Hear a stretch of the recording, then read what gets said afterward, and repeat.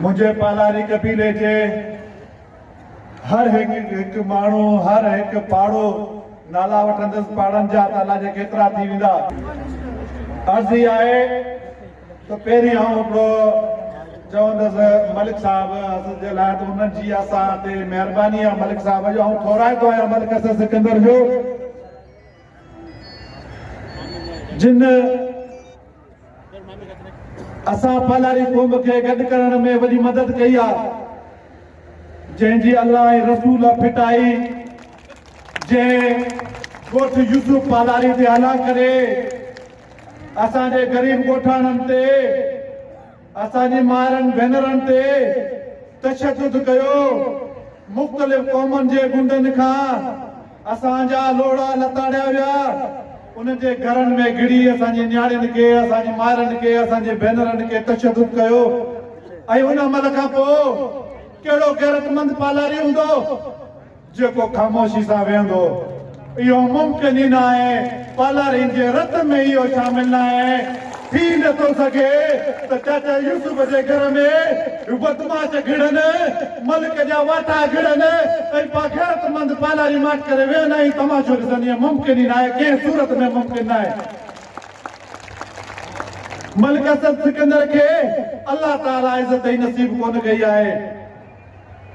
हेतरनि मेड़ाकनि खां पोइ जॾहिं असांजी बिरादरी जा तमाम वॾेरा रईस सरदार मोज़ज़ीन हालानी कबीले जा तमाम असांजा मोज़ज़ीन जॾहिं 3 दफ़ा उनजे बंगले ते वियासीं, उन्हनि खे चयोसीं त बाबा मलिक साहब तूं असां ते रहम कर, ग़रीब माण्हू आहियूं, न असांखे मुश्किल में विझ न पाण खे वेल में विझ, तूं महिरबानी करे मसइले खे हल कर।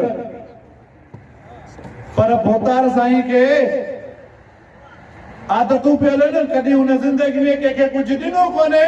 हमेशह वतो अथसि, फुरियो अथसि, लोड़ा लताड़िया अथसि, ग़रीब माण्हुनि जो रत पीतो अथसि। हुनखे आदत ई कोन्हे त किथां त ॾींदो।